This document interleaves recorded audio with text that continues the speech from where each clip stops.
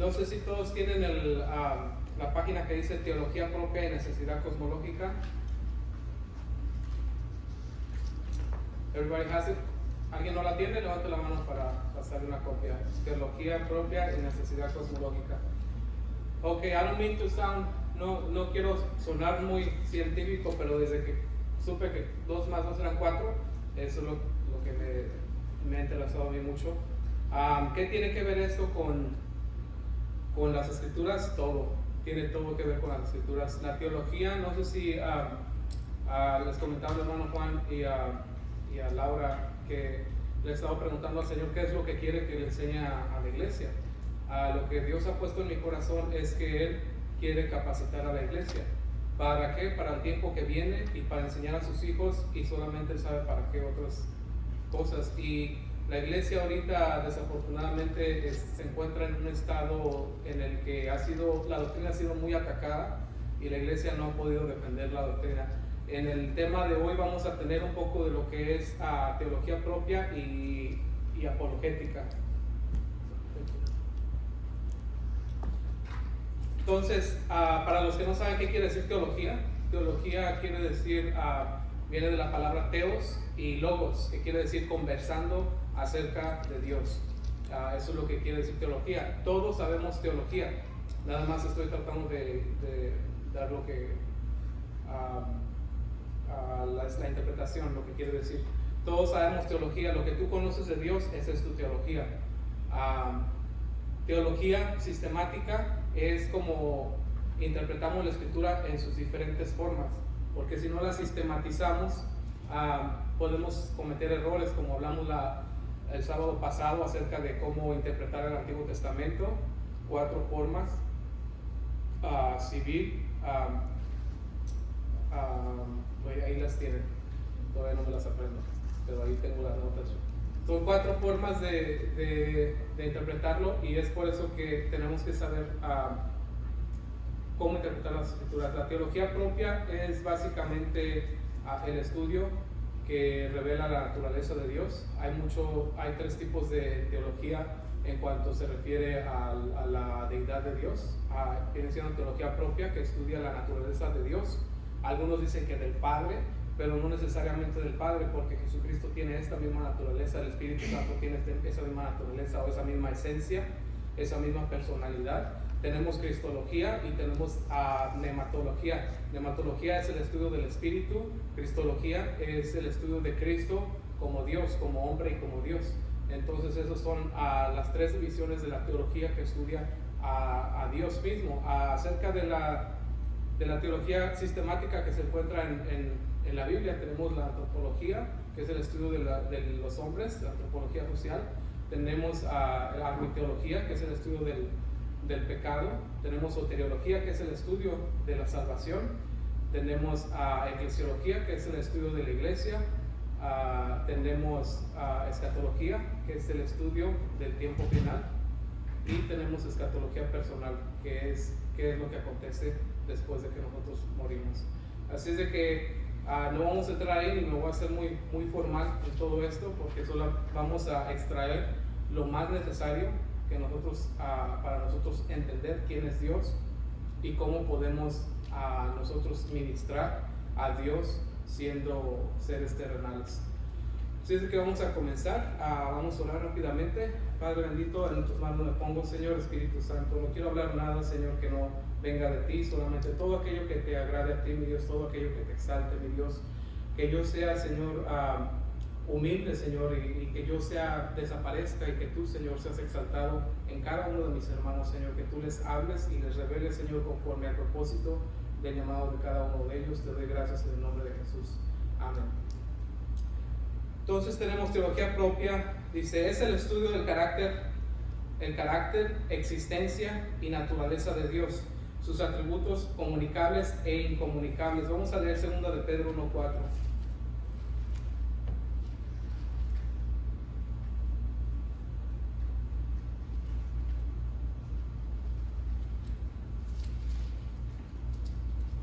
Dice, por medio de las cuales nos ha dado preciosas y grandísimas promesas, para que por ellas llegaseis a ser participantes de la naturaleza divina, habiendo huido de la corrupción que hay en el mundo a causa de la concupiscencia. En lo que me quiero enfocar es en lo que dice el apóstol Pedro. Aquí dice, para que sean participantes de la naturaleza divina. Si nos ponemos a pensar, ¿cómo es que nosotros, siendo mortales y teniendo tendencias pecaminosas, podemos tener la naturaleza divina fluyendo dentro de nosotros?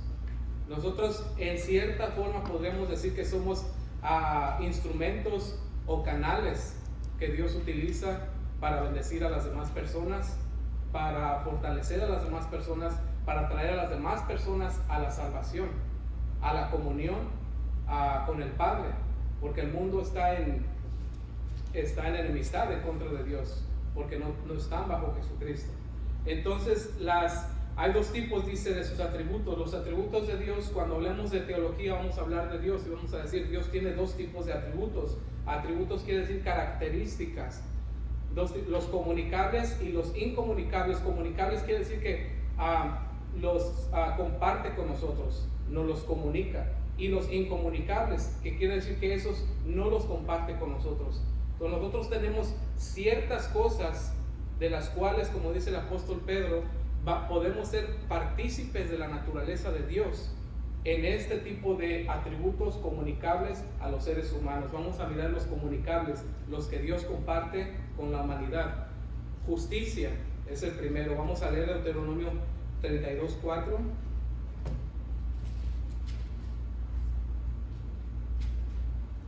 Él es la roca cuya obra es perfecta, porque todos sus caminos son rectitud. Dios de verdad y sin ninguna iniquidad en él. Es justo y recto. O sea que dice la Escritura, todos estos tengamos en cuenta, las dos listas, comunicables e incomunicables, son atributos de Dios. Cuando a ti te pregunten quién es Dios, o qué hace Dios, o cuál es su naturaleza, cuál es su esencia, tú puedes estar seguro que Dios es justo y es recto, como dice aquí la Escritura. Ese es un atributo comunicable o transferible que Dios permite que a través de su Espíritu Santo fluya dentro de nosotros esa naturaleza divina de ser justicia. Cuando nosotros como cristianos no podemos decir que somos cristianos y ser injustos o no ser rectos en lo que nosotros hacemos, en nuestros pactos, en nuestros hechos que tenemos con otras personas, no podemos ser injustos en ningún trato. Eso es cuando el Espíritu Santo está fluyendo a través de nosotros. Olvidemos los dones grandiosos, las sanidades y todo eso. Dios se manifiesta a través de todos estos atributos. ¿Qué dice la Escritura? Que somos frutos del Espíritu: paz, benignidad, amor, mansedumbre, paciencia, benevolencia. Dice, y contra todas estas cosas no hay ley. Nosotros a veces, para mirar a Dios en otra persona, queremos mirar que la persona haga grandes maravillas y prodigios. Eso no lo vamos a ver, a lo mejor eso hasta diabólico.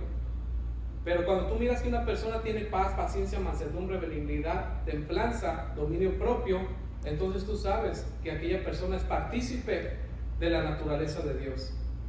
Y eso es lo que nosotros debemos de mirar en los cristianos. Hay personas que nos ensalzamos y nos decimos un montón de cosas, que somos tremendos en el Evangelio, pero no tenemos nada de estos frutos.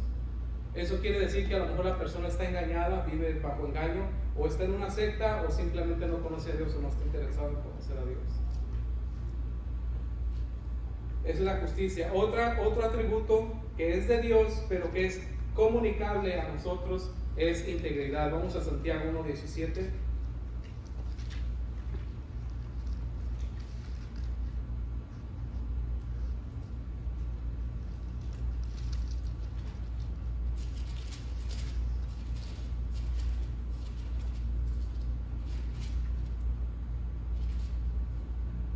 Dice, toda buena dádiva y todo don perfecto desciende de lo alto, del Padre de las luces, en el cual no hay mudanza ni sombra de variación.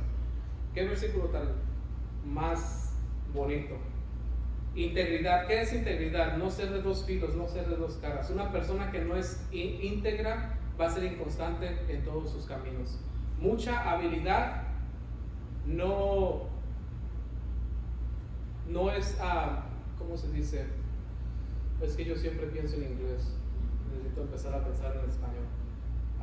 No se make up por habilidad. ¿Cómo se dice make up? To make up for something. No somos puros buenos aquí.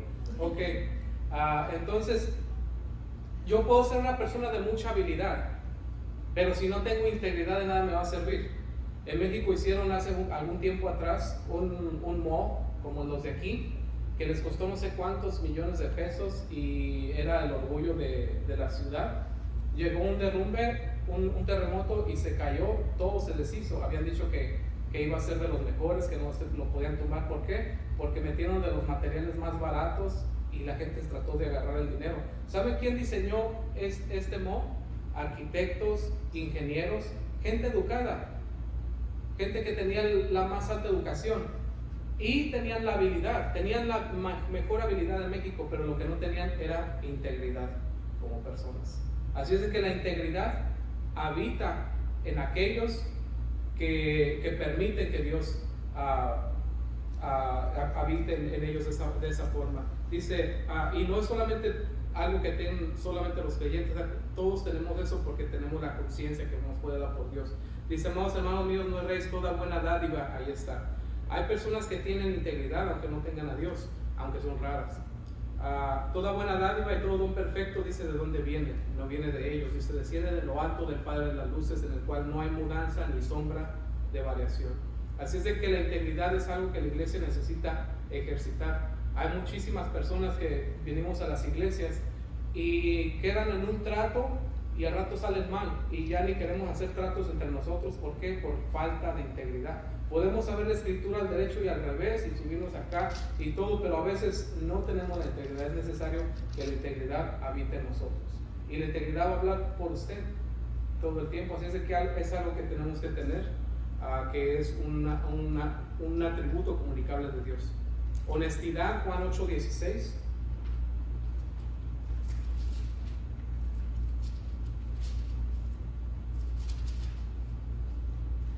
Dice, y si yo juzgo, mi juicio es verdadero, porque no soy yo solo, sino el que me envió, el Padre. Jesucristo era honesto. Nosotros tenemos que ser honestos. ¿Qué es ser honesto? Es diferente de ser íntegro. Hay personas que pueden ser honestas, pero no son íntegras. Que te dicen, sí, yo te fallé. Sí, es bueno ser honesto y decir que fallamos en algún trato o lo que sea, pero no es suficiente. La integridad es mejor. La honestidad es cuando has dejado de mentir. Te apartaste de la mentira para decir la verdad. Esa es honestidad, pero ese es el primer paso. La integridad es mejor que la honestidad.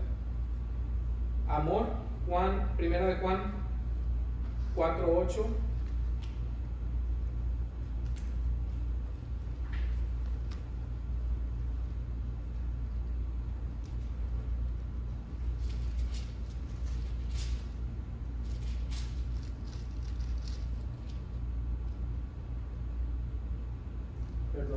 Primera de Juan 4:8. No sé si eso fue lo que dije. Dice, el que no ama no ha conocido a Dios, porque Dios es amor. Así es de que Dios es amor, y quien dice que tiene a Dios debe de tener también amor. Y si no tienes amor por alguien, de menos debes de tener misericordia. Porque sabemos que en la Biblia todos sus siervos no radiaban de amor hacia las demás personas. Tenemos a Jonás, por ejemplo.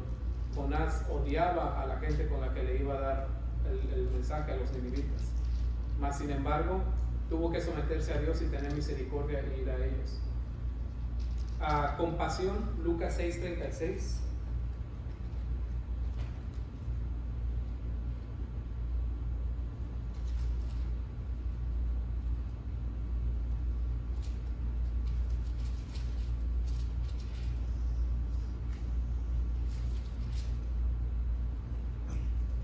Sed pues misericordiosos como también vuestro Padre es misericordioso.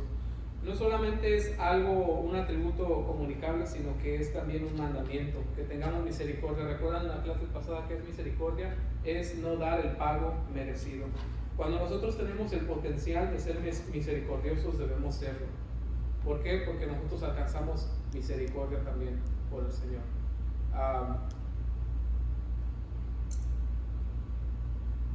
Esos son atributos comunicables de Dios para con nosotros. Ahora vamos sobre los incomunicables. Atributos incomunicables son aquellos que no son transferibles hacia nosotros, que nosotros no podemos ejercer. no, son divinos, son de Dios, pero nosotros no los podemos ejercer. Así es de que nuevamente recordemos que cuando hablamos de la naturaleza de Dios vamos a hablar de dos tipos de atributos, comunicables e incomunicables. El primero es simple. Dios es simple. ¿Qué quiere decir? Es simple, es uno solo. No tiene partes, porque las partes comunican límites. Agregar partes comunica necesidad, o quitar partes comunica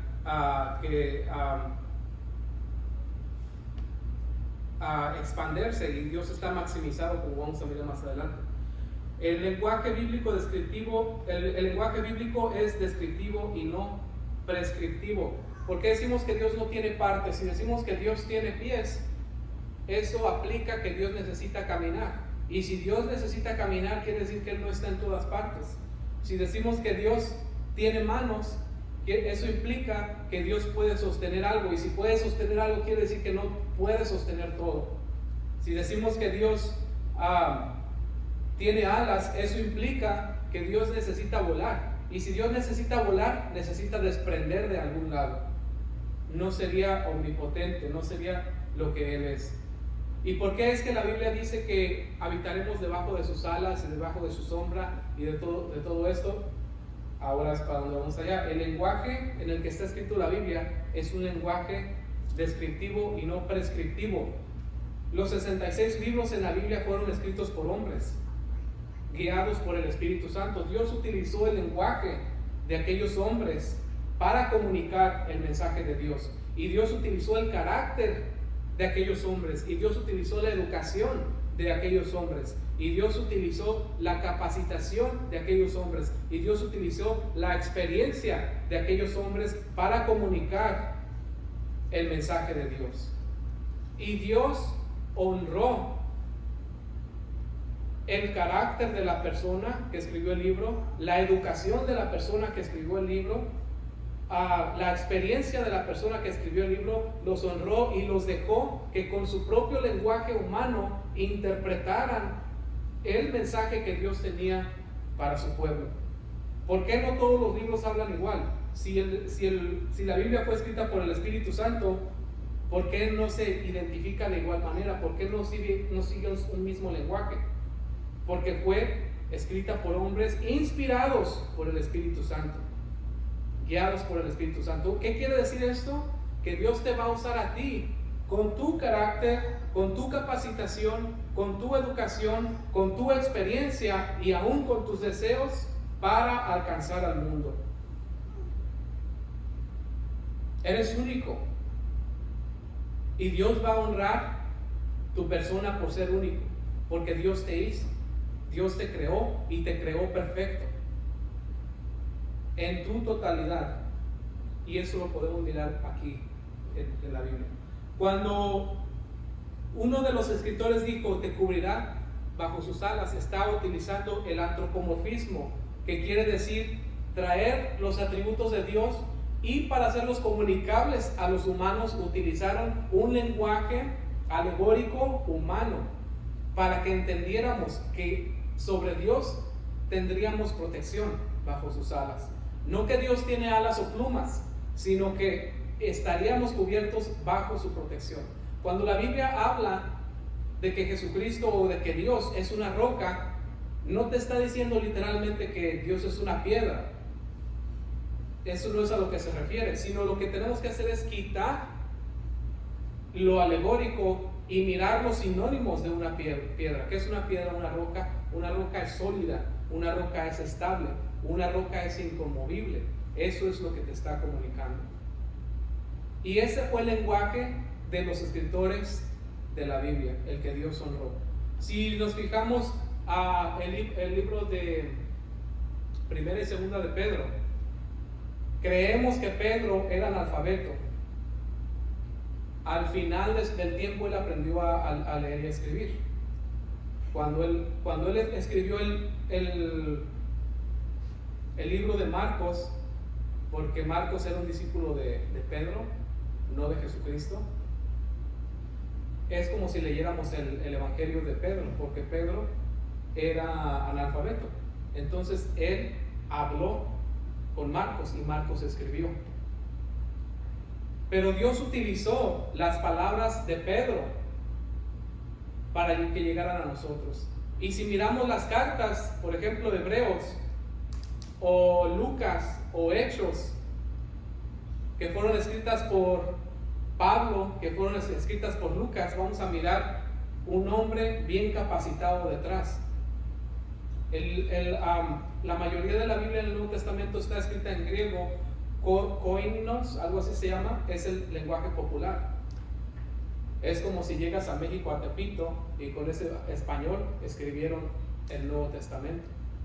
Pero que si vas a una universidad, vas a recibir el mismo evangelio, pero con unas palabras más profesionales, más comunicables, que se entienden mejor.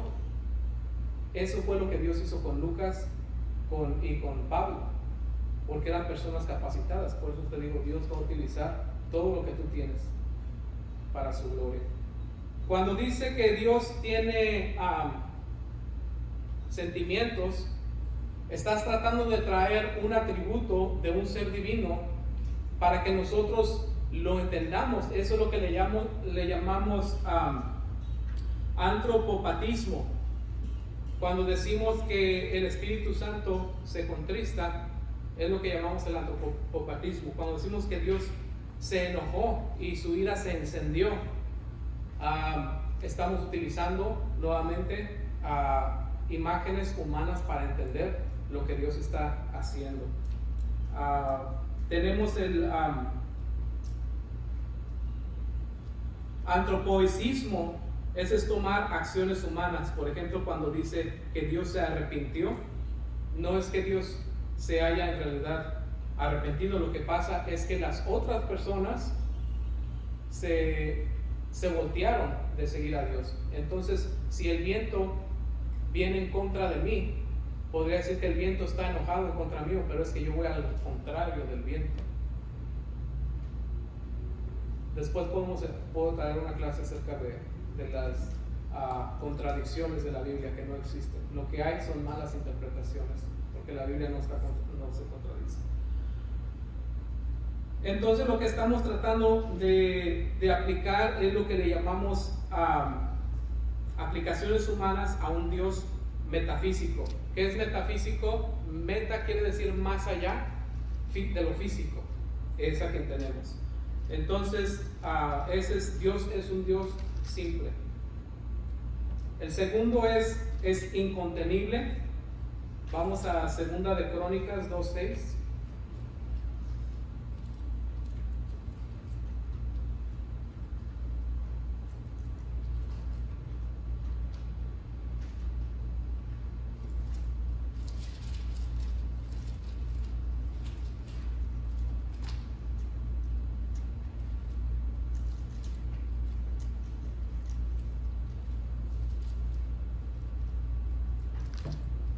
Dice: mas ¿quién será capaz de edificarle casa, siendo que los cielos y los cielos de los cielos no pueden contenerlo? ¿Quién pues soy yo para que edifique casa, sino tan solo para quemar incienso delante de él? Y vamos a mirar ahí mismo, 2 de Crónicas 6:18.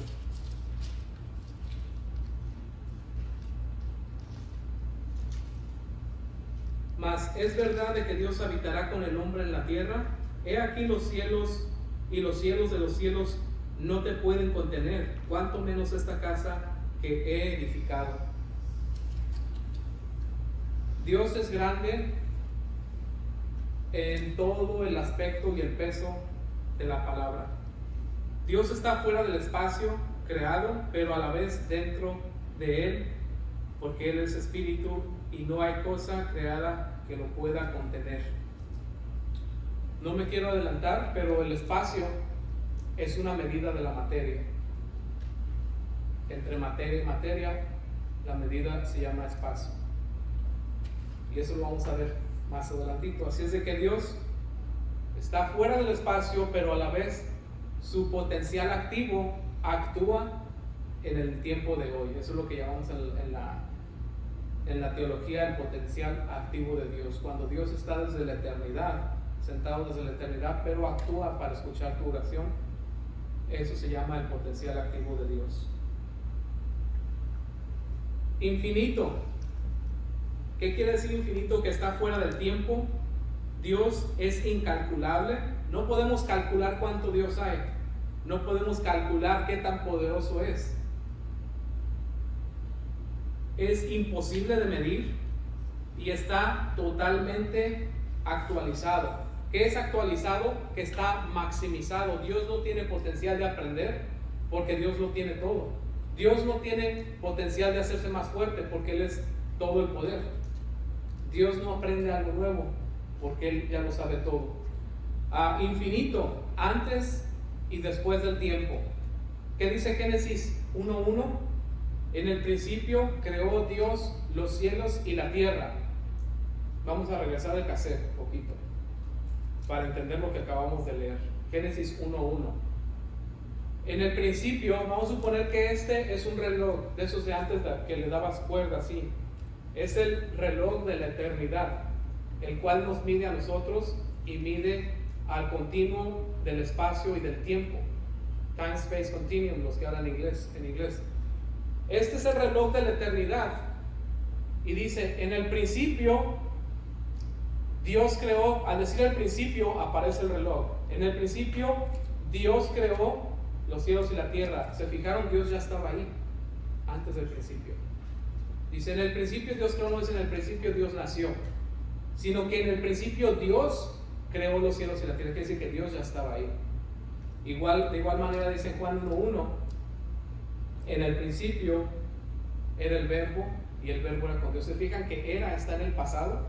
Más sin embargo dice en el principio aparece el reloj. Dice en el principio era en el pasado el verbo y el verbo era con Dios y el verbo era Dios.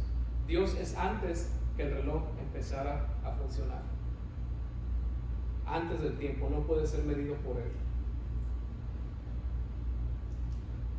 Omnipotente quiere decir que Dios es el poder máximo, es la potencia máxima, es un potencial sin límites, hablando de poder. Lucas 1:37.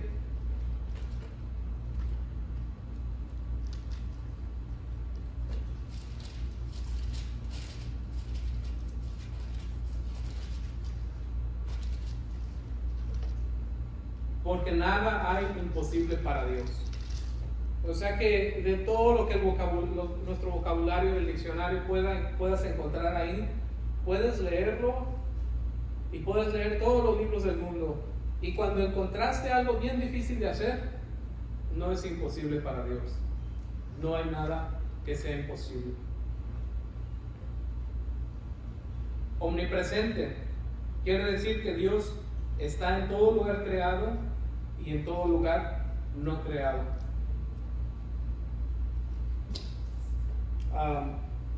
Salmo 139:7.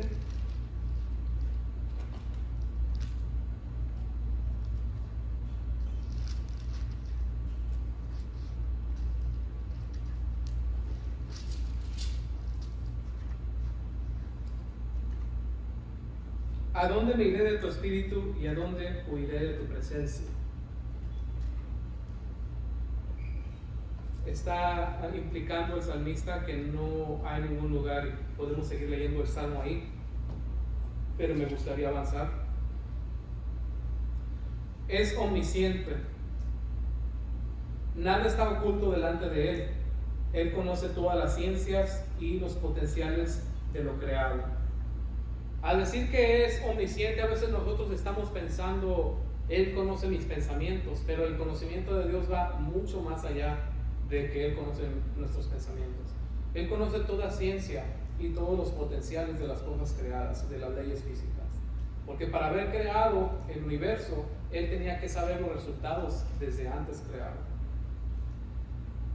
Así es de que nuestro pensamiento es muy pequeño si lo comparamos con el conocimiento de Dios. El salmista creo que fue el que dijo, que él dice la palabra aún no está en mi boca y tú ya la sabes toda.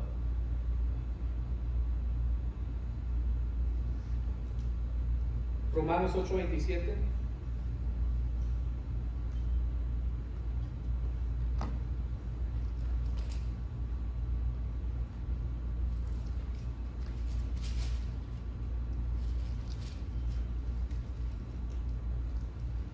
Mas el que escudriña los corazones sabe cuál es la intención del Espíritu, porque conforme a la voluntad de Dios intercede por los santos.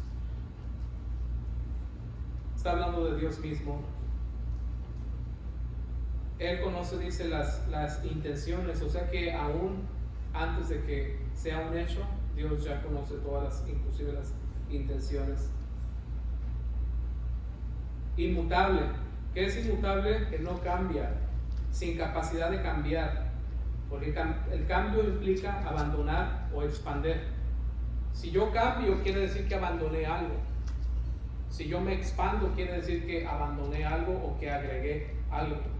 Dios no agrega nada. Recuerdan Santiago 1:17, en el cual no hay sombra de variación.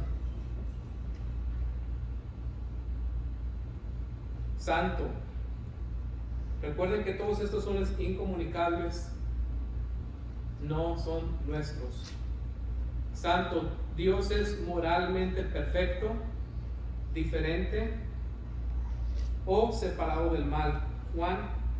Primera de Juan 1:5.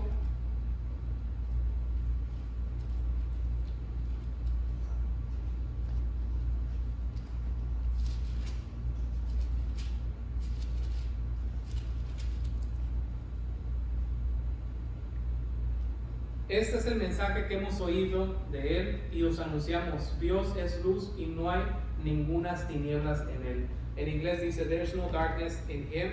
Y luego me gusta lo que sigue, dice, at all. There's no darkness in Him at all. No hay ningunas tinieblas, ni pocas tinieblas.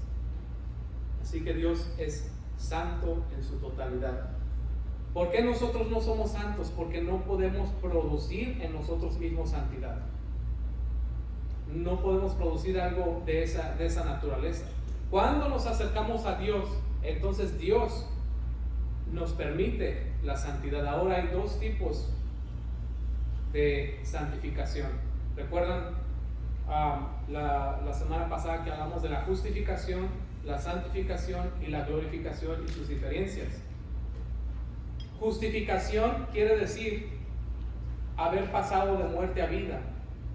Nuestros pecados fueron justificados legalmente en la cruz del Calvario. Posicionalmente somos salvos, pero no estamos santificados aún. La santificación es el caminar con Cristo. Ahora, en inglés hay dos tipos de palabras que se utilizan aquí, y en el griego también, en el español no, desafortunadamente, y esto nos ha traído muchísimos problemas. ¿Por qué? Porque en inglés tenemos la palabra holiness o be holy y sanctification, que dice, because the will of God is your sanctification, dice la voluntad de Dios es tu santificación. Pero hay otro lado donde utiliza la palabra holiness, que es kadosh. Esas dos palabras en inglés y en griego son diferentes. En español solamente lo traducieron como una, desafortunadamente, y esto era santificar. ¿Qué quiere decir esto? Que nosotros no crecemos en justificación, porque nuestra justificación fue hecha en la cruz del Calvario, en Jesucristo. Nosotros crecemos en santificación. Si estuviéramos hablando en inglés, estuviera diciendo yo holiness. Holiness speaks of the mind. La santidad en español, por tanto, va a ser quebrada en dos diferentes. Santidad mental, que es holiness, que es separados de, quiere decir la palabra. Nuestra mente debe de estar separada de entretenimiento que no le agrada a Dios. No estoy hablando de películas, estoy hablando de que no debemos entretener nuestra mente con cosas que no le agradan a Dios. Ese es the holiness in our mind. Esa es la santidad de nuestra mente, el estar separados. Nuestra mente como cristianos debe estar separada del mal. Y la santificación o sanctification en inglés, que quiere decir el uso del cuerpo para el Señor. Cuando nosotros estamos ministrando a Dios en lo que sea, aquí en la guitarra, en el púlpito, moviendo las mesas, poniendo una cámara, sea lo que sea, todo eso es sanctification, es servicio para Dios. Inclusive el mismo atender a la iglesia. Estamos poniendo nuestro cuerpo en disposición de que Dios nos hable. Esa es la santificación literal, y la que todo el mundo o muchas iglesias tratan de aparentar. ¿Por qué? Porque la santificación en la carne es fácil de aparentar. Yo puedo estar todo el tiempo a tiempo, puedo vestir corbata y todas las cosas y mirarme bien santificado, pero solamente Dios conoce mi corazón. Y es por eso que no traigo corbata el día de hoy, porque a mí, yo aborrezco las formas que me vayan a hacer a mí mirarme superior a alguien más, jamás. El único superior es Jesucristo mismo y Dios. Si un día me pongo una corbata, pues va a ser para glorificar a Dios. Y no que las corbatas sean malas para nada, pero es mejor que Él crezca y que yo disminuya. La santificación mental, o el holiness, como es llamado en inglés, eso es cuando mi mente está separada para Dios, cuando no estoy entreteniendo cosas que a Dios no le agradan. Por eso dijo Jesucristo, cuando le preguntaron cuál era el mandamiento superior, dice: amarás a Dios con todas tus fuerzas, con todo tu corazón y con toda tu mente.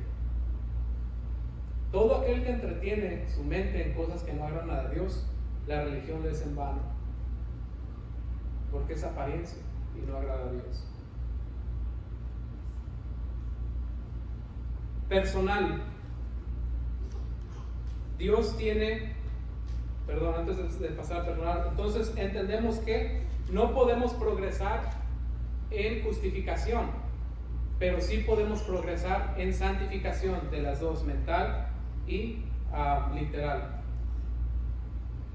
Así es de que si hay una religión que te dice que vas a prosperar o progresar en tu justificación, es una secta.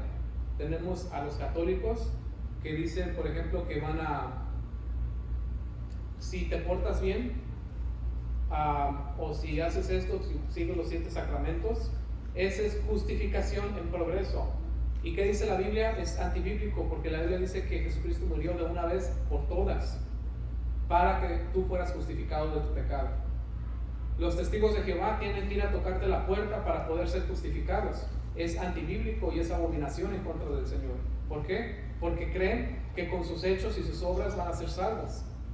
Y eso es algo que solamente Dios lo puede dar, dice la Escritura, porque es don de Dios, para que nadie se gloríe. Así es de que tú no puedes progresar en tu justificación. Puedes progresar en tu santificación y puedes retroceder en tu santificación, pero en tu justificación no puedes progresar, porque eso fue algo que Dios te regaló.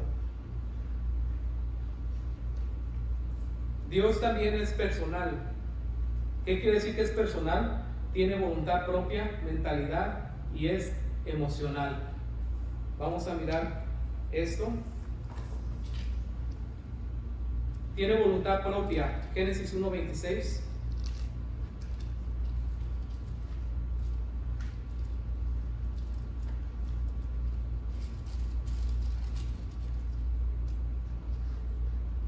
Entonces dijo Dios: hagamos al hombre a nuestra imagen, conforme a nuestra semejanza, y señoreen los peces del mar. Hasta ahí. Solamente quiero mirar que Dios tuvo la opción de crear o no crear, y dijo: hagamos al hombre a nuestra imagen y conforme a nuestra semejanza.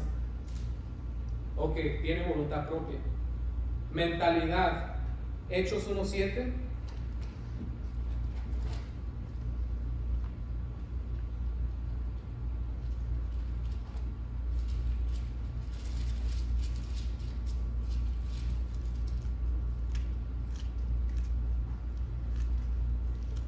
Y les dijo: no os toca a vosotros saber los tiempos o las sazones, porque que el Padre puso en su sola potestad. Tiene mentalidad, tiene sus estaciones, sus sazones de los tiempos, tiene su agenda. Y es emocional. Efesios 4:30.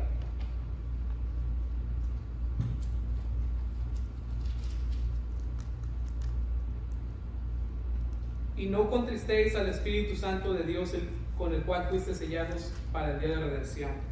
Ahí está. O sea que el Espíritu Santo o Dios puede ser contristado, o estamos utilizando el antropopatismo. Dice, con el cual fuiste sellados para el día de redención. Miramos la justificación aquí, el sello del Espíritu Santo, que no tiene nada que ver con nuestros hechos, como hablábamos el sábado pasado del segundo pacto. Estos son los atributos incomunicables de Dios, o lo que conocemos como teología propia o theology proper en inglés, que es la naturaleza de Dios. Todos estos se encuentran en la persona del Padre, en la persona del Hijo y en la persona del Espíritu Santo. Ese es Dios. Y no creas que los vas a dividir, porque Dios son tres personas y una esencia, tres personas y una sola naturaleza.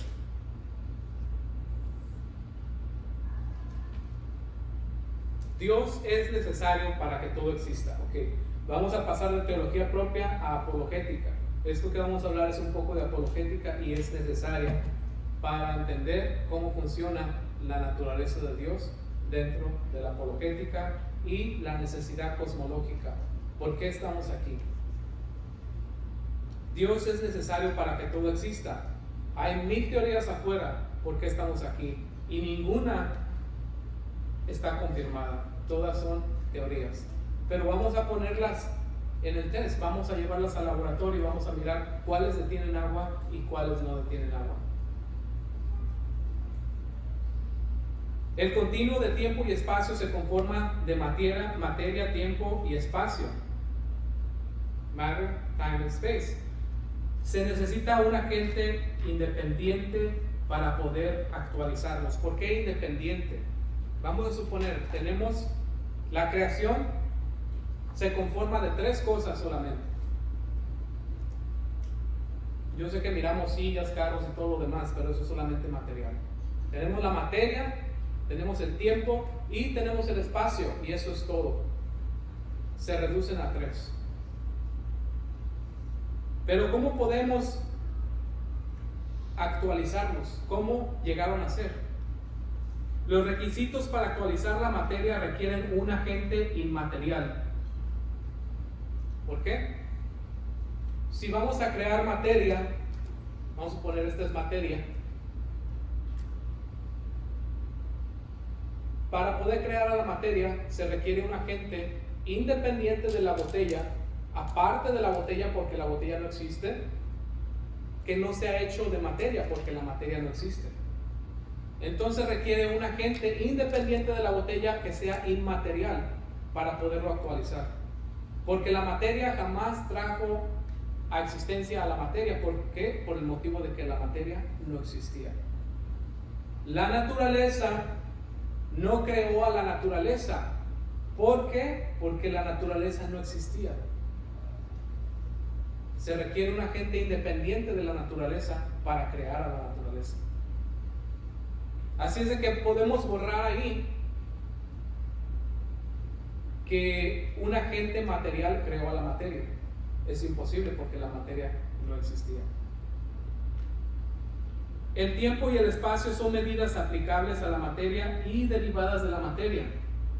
Por tanto, el agente debe ser infinito o fuera del tiempo, incontenible o fuera del espacio, e inmaterial o espíritu. ¿Recuerdan todas las escrituras que leímos? Incontenible. Ok, tenemos la materia. Nuevamente, si la materia cambia de aquí para acá, eso se llama, es una medida, y esa medida se llama tiempo. Tenemos otra, si esta materia la brinco para acá, la medida entre esta aquí y acá se llama espacio. Así es de que el espacio y el tiempo son medidas aplicables a la materia solamente. Cuando alguien te dice que el continuo espacio y del tiempo, está hablando simplemente de la materia y sus medidas o los derivados de la materia. Así es de que como Dios no es materia, no puede ser gobernado ni por la medida del tiempo que es aplicable a la materia, ni por el espacio, porque Dios está fuera del espacio, no puede ser medido porque no es materia. Dios es espíritu. Nada material puede crear al material. Puse entre paréntesis ahí, no una supercomputadora o no aliens o alienígenas. ¿Por qué? Porque una supercomputadora no puede crear a la materia porque la supercomputadora está hecha de materia. Un alienígena no puede crear a los seres humanos que están hechos de materia. ¿Por qué? Porque ellos mismos están hechos de materia. Requieren una causa primaria. Para ser infinito se requiere existir antes del tiempo, antes de que el reloj comience a funcionar. Por tanto, el agente debe de ser, el agente del que estamos hablando, debe ser, o la causa de la creación debe ser infinito o fuera del tiempo, incontenible o fuera del espacio, e inmaterial o espíritu. Ya como que me está sonando a mí mucho al Dios de la Biblia. Nada material, además de tener el conocimiento, o que vamos a suponer que vamos a encontrar un agente que está fuera del tiempo, que existió antes del tiempo, que es incontenible y que sea espíritu. Una vez requiriendo estos requisitos para el continuo espacio y del tiempo, ahora se requiere tener el conocimiento máximo de todas las causas y ciencias. Como que me suena a mí como a omnisciente. Se requiere tener todos los potenciales, conocer todos los potenciales. Y después de que tengas a esa gente, tiene que ser también, tiene que tener poder ilimitado para poder echar a andar la creación. La existencia del cosmos requiere que todas estas fuerzas sean reunidas y trabajen en armonía. Una vez que encuentras a ese agente, que no fue ni la supercomputadora ni los alienígenas, se requiere reunir este agente, y no tienen que ser muchos agentes, porque si son muchos agentes no tienen un propósito y un fin. Dice, una vez reunidas y trabajen en armonía, que tengan propósito y que sea una unidad personal y no impersonal. Una vez que reúnes todos estos requisitos de tener todo el poder, de tener todo el conocimiento, de ser inmaterial, de ser incontenible y de ser infinito, una vez que reuniste todas estas, no pueden ser muchos, porque tienen que trabajar en armonía. Una vez encontrándolos y que trabajen en armonía, tiene que ser una unidad. Y una vez que sea una unidad, tiene que ser un ser, tiene que ser personal y no impersonal. ¿A qué me refiero? Que la ley de la gravedad es impersonal. Si dejo caer esto, se cayó. Si hago esto otra vez, vuelve a caer. Lo puedo hacer 1000 veces o 100 veces o 10 veces y siempre se va a caer. ¿Por qué? Porque la gravedad no tiene opción. Es impersonal. No tiene voz ni voto. Siempre va a ser lo mismo. Las leyes físicas son tan dependibles de que siempre van a hacer lo mismo, porque tienen un fin y un propósito. Siempre hacer lo mismo. Nunca va a decir la gravedad, hoy estoy cansado y no voy a jalar objetos. Nunca. Pero Dios es personal. ¿Por qué? Porque dijo Él, hagamos al hombre a nuestra imagen y conforme a nuestra semejanza. Dios puede hacer todo lo que Él quiera. Dios no es como las leyes físicas, que están arregladas a hacer solamente una cosa. Así es de que cuando consigas a alguien infinito, a alguien incontenible, a alguien que conozca todas las ciencias, a alguien que tenga poder sin límites, y que seas una sola persona, el último requisito es que ese ser o ese agente independiente del cosmos sea personal y tenga decisiones propias. Son demasiados requisitos. Y hasta ahora solamente miro un candidato.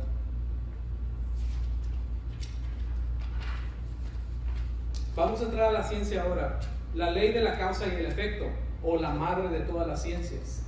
La originadora de todas las ciencias, la observación de cómo los elementos trabajan bajo la presión de las diferentes circunstancias, la causa de la ley de la causa y el efecto.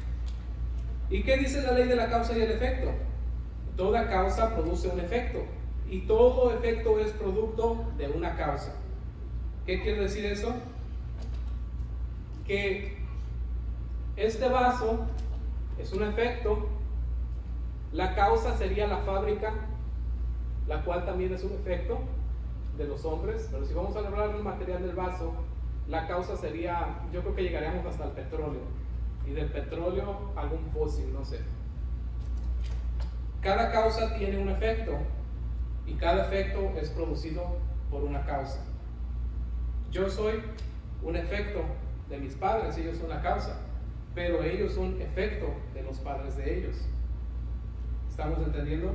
Esa es la ley de la causa y el efecto. Y al nosotros tener esta observación, entendemos la ciencia de cómo trabajan todas las cosas. Entonces vamos a aplicar la ciencia a la existencia del cosmos.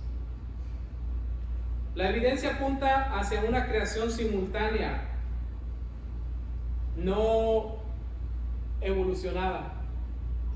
¿Por qué? Porque un mismo protón,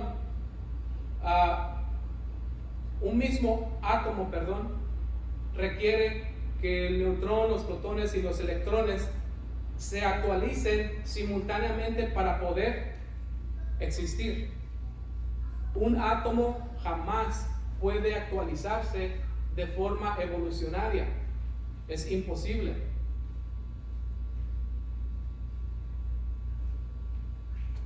En 1964 fue descubierto el Big Bang por Wilson y Penzias mientras buscaban ondas radiales.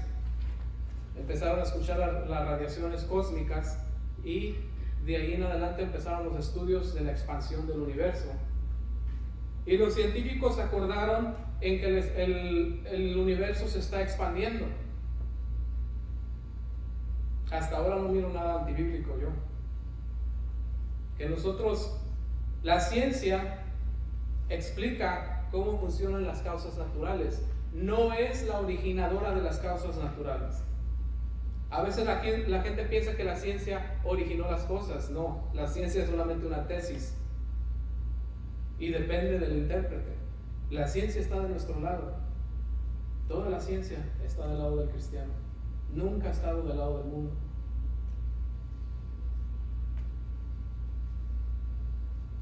Porque si Wilson y Penzias dijeron que descubrieron que el universo se está expandiendo, hasta ahora nada contradice Génesis 1:1. Creó Dios los cielos y la tierra, y dijo Dios, sea la luz. Y fue la luz. Esa puede haber sido el momento de la creación o el Big Bang. Pero ahora vamos a poner el tesis del mundo a prueba, porque todas aquellas que son leyes naturales y han sido ejecutadas en una escala mayor también pueden ser reproducidas a una escala menor o inferior. Cualquiera que dice que solamente puedes hacerlo en diferentes escalas, quizás está mintiendo. Porque para originar algo de la nada, aún necesitas un agente.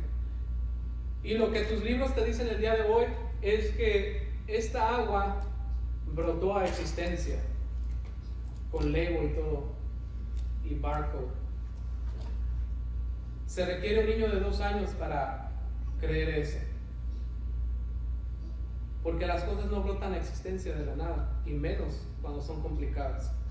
Y si nosotros creemos que hacer este Lego es complicado, hacer el cosmos es muchísimo más complicado.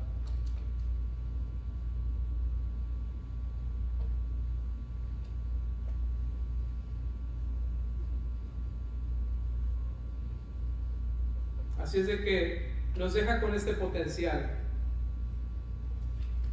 ¿Quién creó el universo? Steve Hawking dijo que por milésimas de segundo, si el universo no hubiera comenzado a existir, no hubiera desarrollado las temperaturas necesarias para realizar galaxias. Ustedes saben quién fue Steve Hawking, una persona matemático brillante, aunque no reconoció a Dios, pero algunas de sus declaraciones, en lugar de traer a Dios abajo, lo exaltó sin darse de cuenta. El universo, tenemos estas posibilidades ahora que podemos filosofar con otras personas. El universo se autocreó, el universo ya existía, o el universo fue creado por un agente independiente, personal y externo.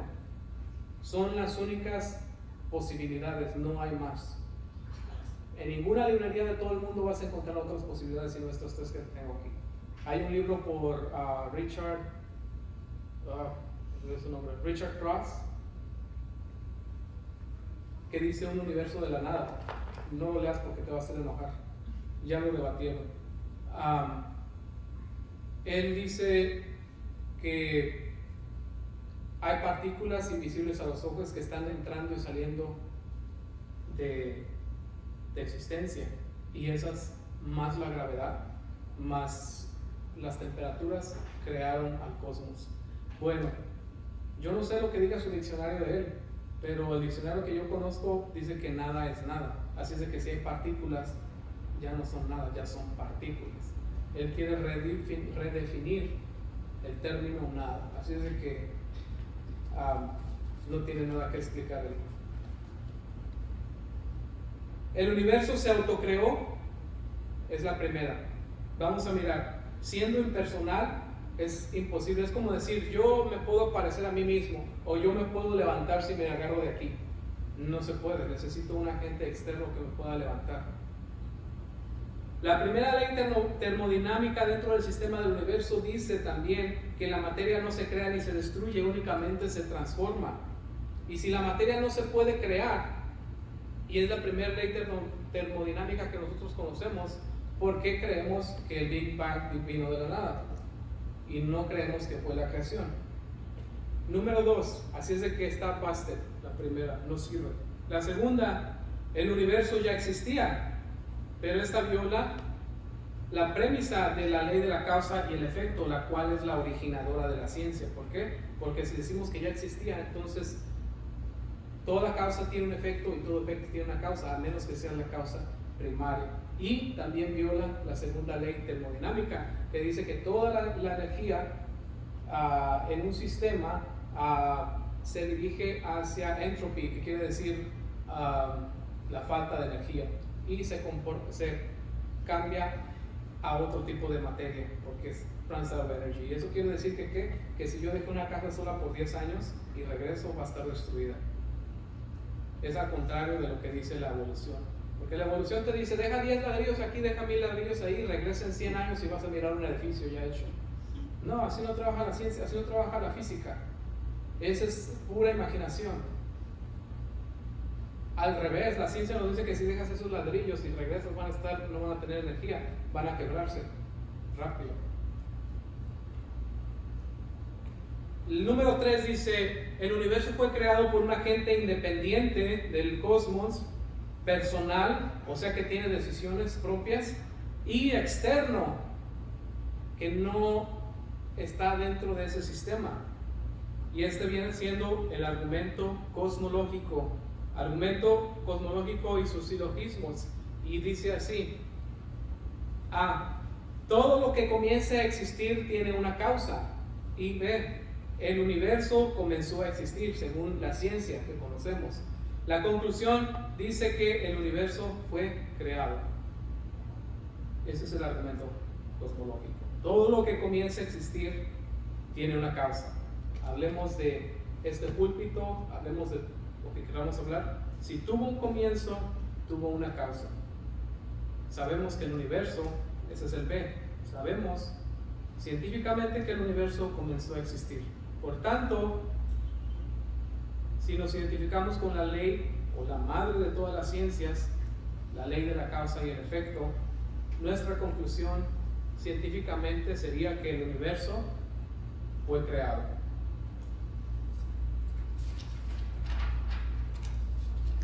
Pudimos ver ahí los atributos de Dios, comunicables e incomunicables, y la necesidad cosmológica de la creación.